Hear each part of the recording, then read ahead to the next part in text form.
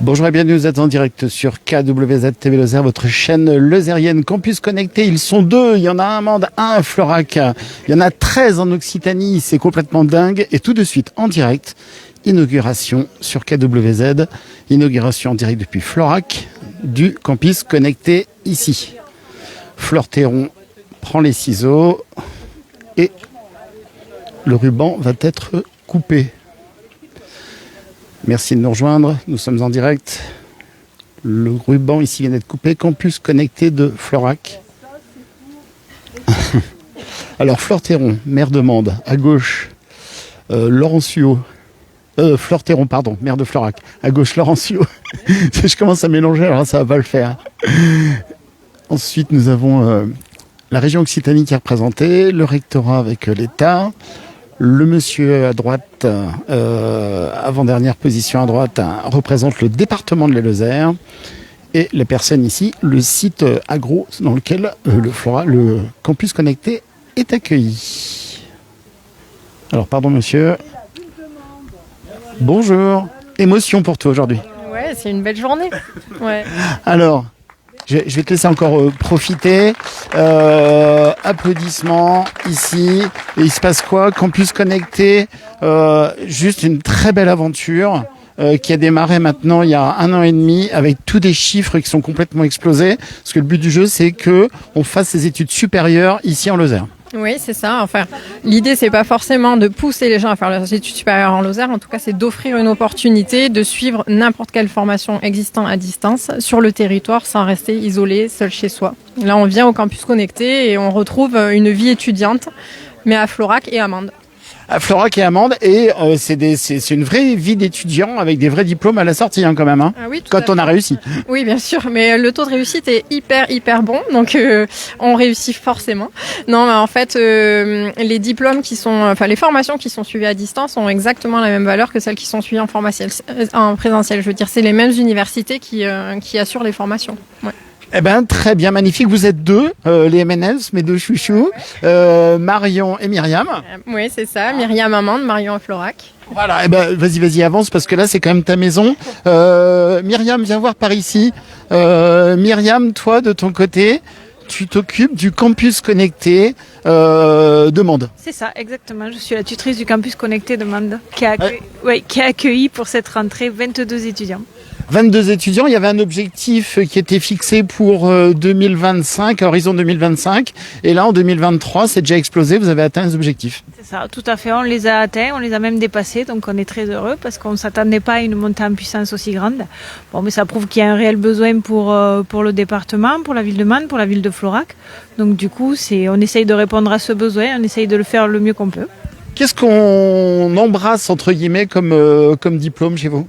Alors moi j'ai essentiellement des jeunes qui sont sur du BTS, mais j'ai aussi des licences, j'ai des élèves qui suivent des masters, j'ai des titres professionnels, j'ai de la validation d'acquis. Moi j'ai un panel assez grand, j'ai plus d'une dizaine de diplômes différents et dans des champs de compétences aussi complètement différents.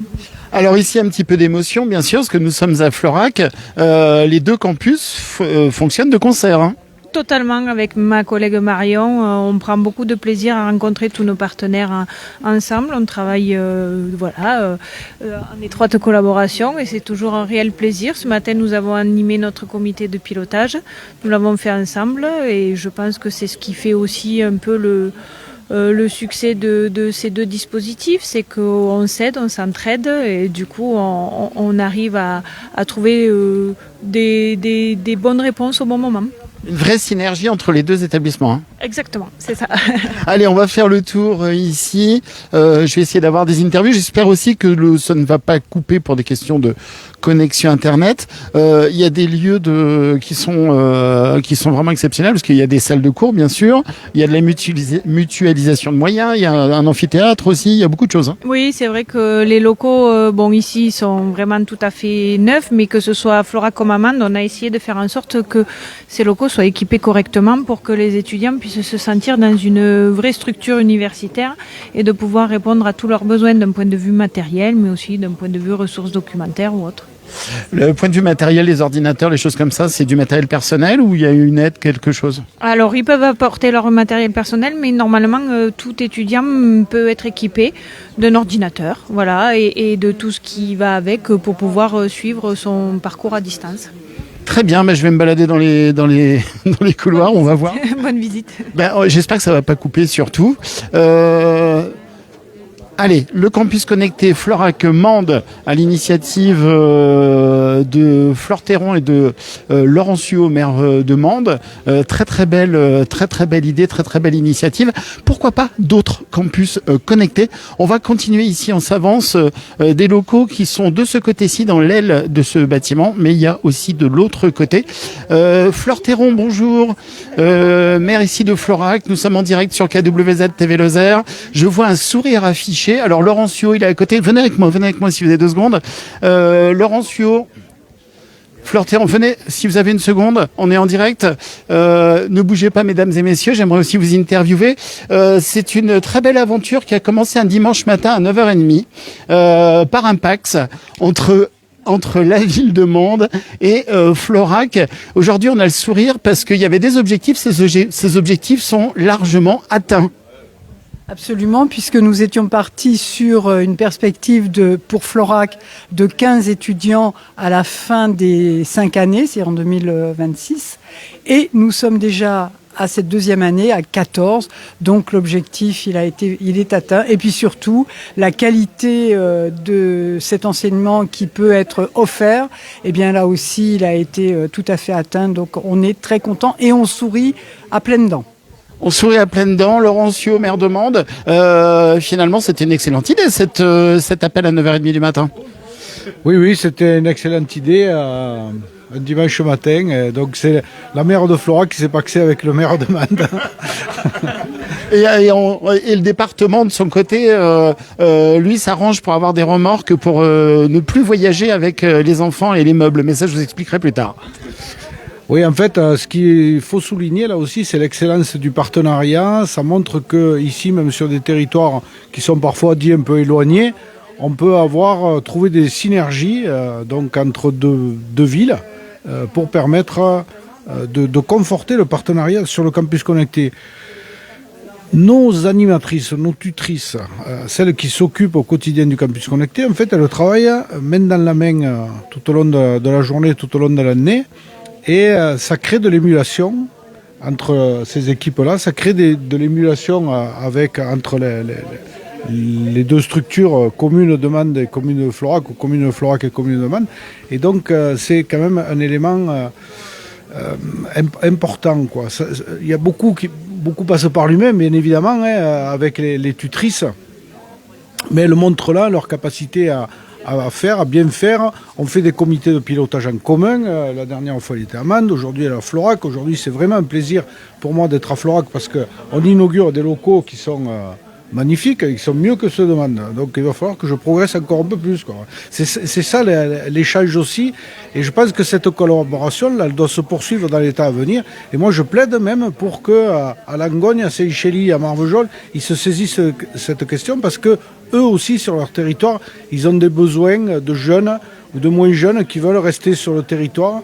Et donc, il y a des besoins de formation. Ces formations à distance, elles répondent à un objectif, elles répondent à un besoin de familles qui parfois sont un peu en difficulté financière. Parfois, des jeunes qui ne veulent pas quitter le territoire aussi, ça arrive, ça existe. Et donc, qui décrochent, qui ne vont plus à l'école, alors que le campus connecté offre ces possibilités-là. Donc, c'est une super mesure.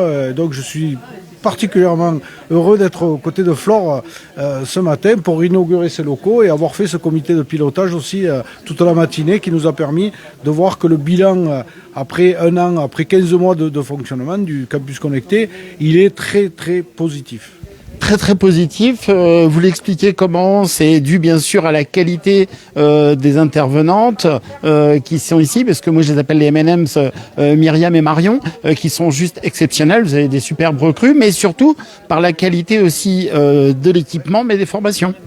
Mais absolument, parce que on a découvert aussi une population, à l'origine, on pensait que nous aurions surtout des jeunes de milieux un peu défavorisés, et finalement on se rend compte que ceux qui sont venus, c'est très très varié comme profil. Il y a des personnes qui relèvent de cette catégorie, difficulté d'assumer en grande ville les charges d'un enseignement supérieur, mais on a aussi tout à fait des personnes qui sont en reconversion, et le panel important de formation qui est offert permet effectivement de multiplier les arrivées de gens qui sont dans des cursus totalement différents.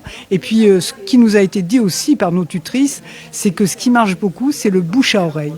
Et le bouche à oreille a fait que entre la première année et la deuxième année, eh bien, on a augmenté la population, c'est-à-dire le nombre d'étudiants qui vient et qui s'est inscrit, mais grâce à ce bouche à oreille. Et ça, c'est très important. Ce qui est important aussi, bien sûr, c'est de préserver tous ces talents ici en Lozère.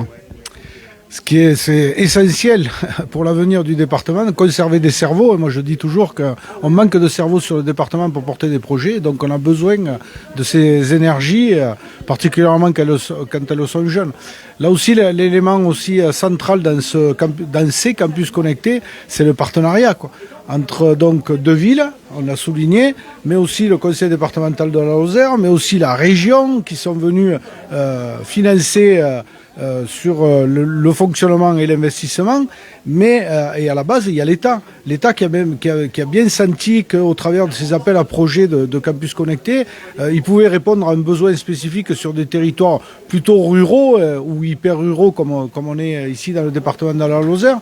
Et donc à nous, on s'en est saisi avec Flore, avec Madame le maire, et donc à nous de le faire vivre maintenant durablement, à nous de l'imposer aussi sur le territoire, politiquement, de continuer à porter ce message pendant de nombreuses années pour que ce qui semble être une réussite perdure dans le temps le plus longtemps possible, jusqu'à l'infini.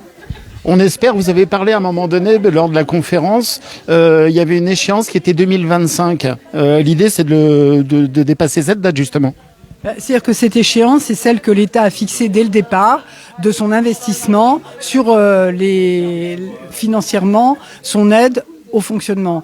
Donc pour l'instant, au-delà de cette date, l'État ne s'est pas positionné. Il nous a plutôt laissé entendre qu'il faudrait que nous trouvions d'autres sources. Et comme l'a dit tout à l'heure le représentant de la région, nous avons une chance extraordinaire ici en Lozère, c'est que c'est le seul département de l'Occitanie où le département intervient et nous aide sur le fonctionnement. Et donc ça, c'est une aide et c'est une chance remarquable que nous avons, et nous espérons que les orientations du département perdureront, comme le dit mon camarade Laurent. Tout à fait, et il faut quand même signaler que l'Occitanie, c'est la région où il y a le plus de campus connectés, avec 13 campus connectés, dont 2 en Lozère. On est fiers. Oui, très fiers. D'ailleurs, quand on a candidaté, qu'on a eu passé les oraux devant le jury, Vous avez passé un examen. Exactement. Oui. On était inquiets parce qu'on se disait il y a trop de candidatures en Occitanie et on risque. Le risque, c'était qu'il y en ait l'un ou l'autre en Lozère qui passe à la trappe et qui ne soit pas retenu. Au final, chance, on a été retenus tous les deux. Donc on voit aujourd'hui d'ailleurs que ça fonctionne. Je ne redis pas ce que j'ai déjà dit, mais donc 13 campus en Occitanie sur 89 au niveau national. Oui, on voit bien que le dispositif, enfin le territoire d'Occitanie, ça l'est bien saisi. Vous avez dit chance, mais à mon avis, c'est pas chance, c'est qualité du travail, qualité des projets, qualité de ce qui est porté justement. Tout ça au bénéfice des étudiants. Merci beaucoup. Merci à vous. Merci à vous. J'ai vu que par ici. Alors, monsieur. Madame, bonjour, vous représentez, si je me trompe point, la région Occitanie. Tout à fait, voilà. Alors, c'est important justement comme ça ici. On le disait avec les deux maires, Monsieur Sio et Madame Flore-Théron, l'Occitanie, bravo, 13 campus connectés. Ça, c'est une vraie volonté d'investir sur l'avenir. Oui, c'est la volonté politique de la présidente Delga, de sa majorité régionale, qui croit beaucoup à l'école et à l'éducation pour émanciper les individus, pour l'égalité des chances et je dirais aussi l'égalité des territoires, puisque l'objectif des campus connectés, c'est de permettre à des élèves qui vivent dans des périphéries, que ce soit des périphéries géographiques comme ici à Florac, ou que ce soit des périphéries sociales et culturelles, de pouvoir accéder à l'enseignement supérieur. Donc là, pour le coup, je dirais que ce dispositif de l'État a parfaitement rencontré l'esprit qui est celui de notre majorité régionale. Voilà. Et vous pensez que vous êtes, alors je vais essayer de rattraper, venez avec moi, de madame qui représente l'État, vous pensez que vous êtes écouté par l'État justement, enfin? Ah ben écoutez, oui, on a eu une très bonne collaboration sur ce sujet. Après, évidemment, se pose la question de la pérennité des campus connectés au-delà de 5 ans, puisque l'État participe, si vous voulez, au fonctionnement, et en particulier à la rémunération des tuteurs pendant une période de 5 ans. Voilà. Donc au-delà des 5 ans, quid du financement de ce fonctionnement, en sachant que par définition, la majorité des campus connectés se trouvent dans des territoires qui ne sont pas très riches, où les collectivités locales ne sont pas très riches. Donc aujourd'hui, il faut que nous réfléchissions collectivement à trouver des solutions pour continuer à faire vivre ces dispositifs au-delà de 2026. Merci infiniment. Madame, vous représentez l'État. Faire vivre au-delà de 2026. Bonne question. On espère tous. Évidemment que l'État va pas laisser tomber, ça me semble évident. D'autant plus qu'il y a un réel succès. Faut pas perdre les objectifs. Mais déjà, on peut se réjouir de la qualité ici qu'on puisse avoir en Occitanie, mais en Lozère. On est tout petits, nous, en Lozère. Faut pas nous laisser tomber.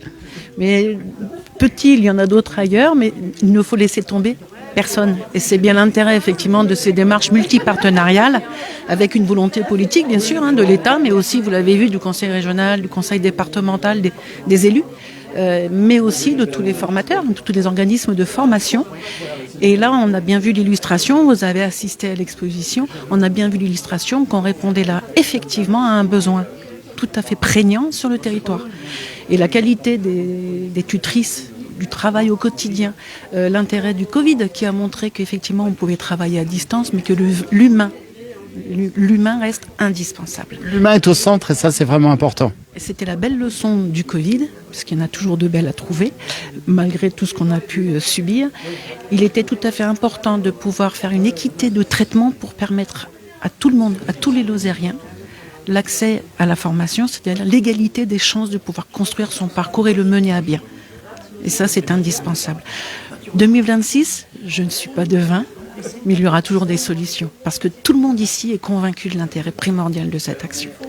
Merci infiniment. Merci madame. Monsieur, vous représentez le département de la Lozère aujourd'hui, à moins que je ne me trompe. Non, c'est bien ça. C'est bien ça. Vous avez, tout à l'heure, on est en direct sur KWZ TV Lozère, la chaîne lozérienne. Vous représentez donc le département de la Lozère et vous avez démarré par quelque chose qui était très intéressant. Vous avez parlé que vous, dans votre famille, vous avez eu des enfants, des petits-enfants qui sont étudiants, qui font des études supérieures et que c'était parfois très compliqué pour des questions de logement, des questions de mobilité, etc. Et que les campus connectés avaient toute leur place ici, dans notre magnifique département lozérien. Eh bien oui, effectivement, et c'est vrai que c'est une chance. En tout cas, bien entendu qu'un campus connecté ne pourra jamais absorber l'ensemble des étudiants qui s'inscrivent à l'université, bien entendu. Mais dans un certain nombre de cas, des familles qui disposent pas de tous les moyens sur le plan de la mobilité, peut-être des moyens financiers également, eh bien, ou pour de toute autre raison, peuvent trouver dans ce type de structure de quoi justement poursuivre leur enseignement supérieur dans les mêmes conditions de qualité et l'obtention des mêmes diplômes, des équivalents que dans une université. Donc c'est extrêmement intéressant pour notre département, pour la Lozère, eu égard à notre isolement un petit peu et aux difficultés des transports, des trajets, et puis avec des possibilités où les problèmes, dans ce cas, où les problèmes de logement ne se posent plus, parce que la plupart des familles sont chez elles et logent à domicile. Voilà. Donc c'est particulièrement intéressant et nous avons soutenu ce dossier, nous en sommes ravis et nous continuerons à le soutenir. Voilà, et comme c'est écrit sur la fiche derrière vous, étudier à distance près de chez vous, ça n'a jamais eu autant de sens que maintenant. Eh bien, je crois que vous venez de voir, et vous venez de voir, de toucher tout à fait à tout l'intérêt de ce dispositif. Voilà, merci monsieur. Donc, campus connecté ici, il y en a 2 en Lozère. Un campus connecté à Florac, un campus connecté à Mende. Les 2 sont en totale synergie. Connectez-vous sur leur site pour avoir plus d'informations. Campus-du-6 connecté @Florac 3-Rivières 48.fr ou au 06 75 84 11 40 pour le campus connecté floracois. Passez une très très belle journée, partagez, likez bien sûr, c'est très important et on se retrouve très vite sur votre chaîne lozérienne.